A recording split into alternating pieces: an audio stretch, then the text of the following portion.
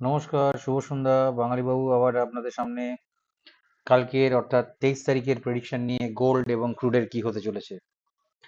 চলে আসি গোল্ডে।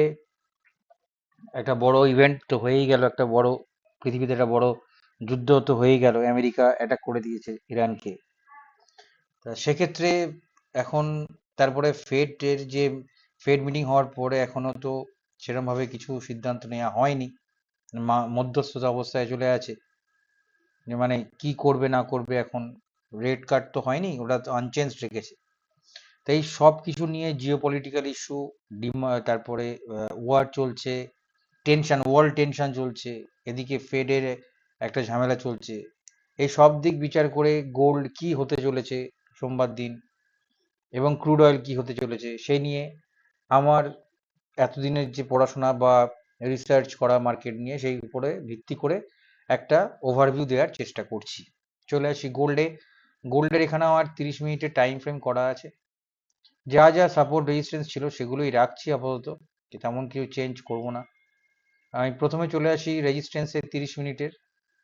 প্রথম রেজিস্ট্যান্স থাকছে 3376, তারপর 3382, 3390, 3395, 3403।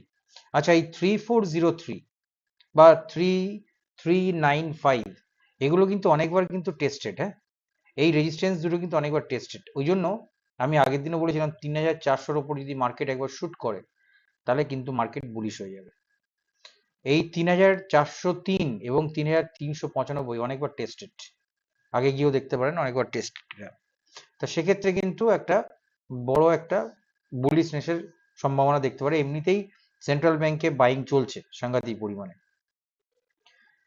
তা এই এই সপ্তাহ, গত সপ্তাহটা মোটামুটি ভোলাটাইল গিয়েছিল, ভোলাটাইল টু নেগেটিভ গিয়েছিল, এবং স্টপ লস অনেকেরই গেছে খুব সম্ভবত। শর্টে যেতে গেলে লং এ খাচ্ছে, লং এ যেতে গেলে শর্টে খাচ্ছে, এরকম অবস্থায়। এখন কালকে গ্যাপ আপ কি গ্যাপ ডাউন, আমি যেহেতু প্রত্যেকবার বলি সেহেতু আজকেও বলবো। যদিও আজকেরটা পুরোপুরি একটা ধোঁয়াশার মধ্যে থেকেই বলবো, তবুও আমি বলবো, কারণ এক- আমার একটা তো পয়েন্ট অফ ভিউ আছে যে কি হতে চলেছে বা কি হতে পারে। তা যেরকম ওয়ার্ল্ডের পরিস্থিতি, তাতে কালকে ফ্ল্যাট টু বুলিশ, মানে খুলতে পারে ফ্ল্যাট, অথবা সামান্য গ্যাপ আপে খুলতে পারে। তারপর অ্যাকর্ডিং টু দ্য নিউজ কিন্তু মার্কেট চলবে, ঠিক আছে।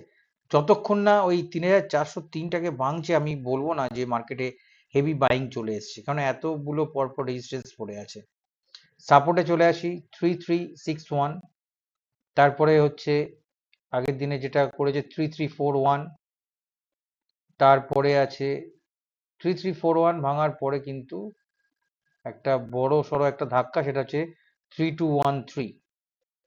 ঠিক আছে, এইখানে কিন্তু আসবে, কারণ 3341। আচ্ছা, আরেকটা সাপোর্ট আমি কেটে রাখি, 3341-এর পরে একটা সাপোর্ট আমি কেটে রাখছি, সেটা হচ্ছে 3291। এখানেও কিন্তু মার্কেট সাপোর্ট নিয়েছে, ঠিক আছে। তা আমি আগের দিনও বলেছিলাম যে 3300-র ওপরে মার্কেট যতক্ষণ আছে কিন্তু ততক্ষণ মার্কেট বুলিশ। আগের দিন নয়, আমি যবে থেকে আমি ভিডিও রেকর্ডিং করছি তবে থেকেই বলে আসছি 3300-র ওপরে মার্কেট যতক্ষণ আছে মার্কেট বুলিশ। ততদিন পর্যন্ত মার্কেট বুলিশ, তারপরে কিন্তু মার্কেটে একটা বিয়ারিশনেস আসবে, এবং সেটা দেখা যাক। আসার তো সম্ভাবনা এখন নেই, এখন মার্কেট সুপ্রিম, মার্কেট যেটা বলবে সেটাই হবে। চলে আসি ক্রুড অয়েলে। কালকে আমার প্রেডিকশন অনুযায়ী কালকে গ্যাপ আপ খোলারই কথা, কেননা যেভাবে তেলের একটা সংকট দেখা দিয়েছে তাতে গ্যাপ আপ খোলার কথা, এবং বুলিশ থাকবে মার্কেট। সাপোর্ট এবং রেজিস্ট্যান্স গুলো একটুখানি কাইন্ডলি নোট ডাউন করে নেবেন। আর রেজিস্ট্যান্সে রাখছি হচ্ছে 6441, আমার এটা 1 ঘন্টা টাইম ফ্রেম কাটা আছে। তারপরে 6504, 6541, তারপর হচ্ছে 6566, এটা খুব বড় একটা রেজিস্ট্যান্স। তারপরে 6600, এর উপরে আছে 6700। এখন মার্কেট কালকে বুলিশ থাকবে, কতখানি শুট করবে সেটা কালকে, যতক্ষণ না ভাঙছে এই লেভেলটা,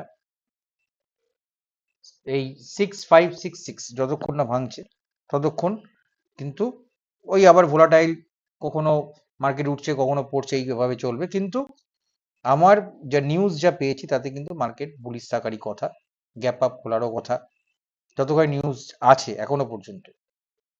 ঠিক আছে, আমি এত অব্দি রেজিস্ট্যান্স গুলো দিয়ে রাখলাম, আর সাপোর্ট গুলোর দিকে চলে আসি। 6362 1 ঘন্টার টাইম ফ্রেমে, ঠিক আছে।